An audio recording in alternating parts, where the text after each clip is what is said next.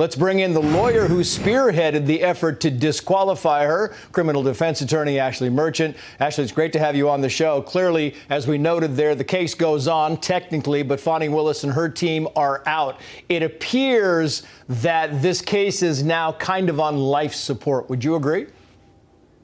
Oh, I would totally agree. It is definitely going to die on the vine at this point. I think the next step would be they're appealing. So they're going to try and get the Georgia Supreme Court to actually reverse this or decide, differently than the Court of Appeals did. But what's most likely going to happen is the case will go to the Prosecuting Attorneys Council in Atlanta, and they would be the ones that decided whether or not they were going to prosecute this.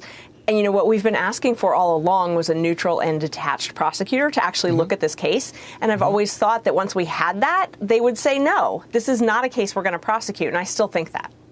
It's interesting because public perception has played a big part of this case. And the comment by Steve Sadow, the lead counsel for President Trump in the Fulton County case, he said the following, quoting today, as the court rightfully noted, only the remedy of disqualification will suffice to restore public confidence. This decision puts an end to a politically motivated persecution of the next president of the United States. I'm wondering if he's right. Do you believe that it does restore some public confidence here, Ashley?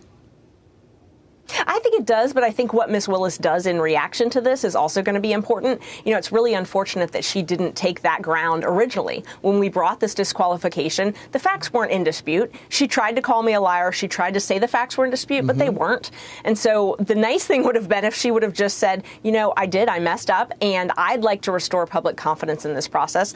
I feel so strongly about my case. If she had said that, she could have had a neutral prosecutor look at it. But I think it's very telling that she is trying to hold on to this case and trying to hold on to her involvement in this case. I think it's telling how weak her case actually is, because she's terrified if someone else takes a look at it, they're going to get rid of it. Yeah, and you talk about getting rid of the case, but, this entire time, the ordeal, you talk about riddled with conflict of interest and people, the accusations of corruption. This is one of those things where people are like, are there any potential further consequences for Fani Willis?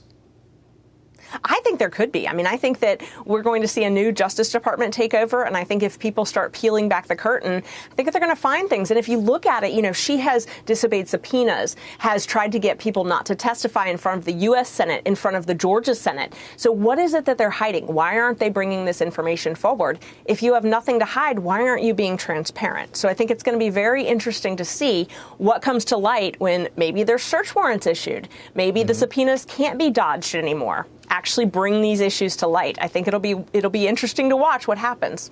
Oh, I think it's going to be fascinating. Ashley Merchant.